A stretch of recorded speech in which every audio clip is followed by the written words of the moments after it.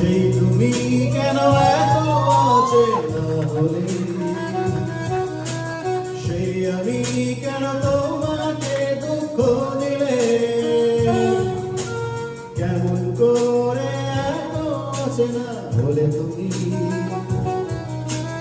এইভাবে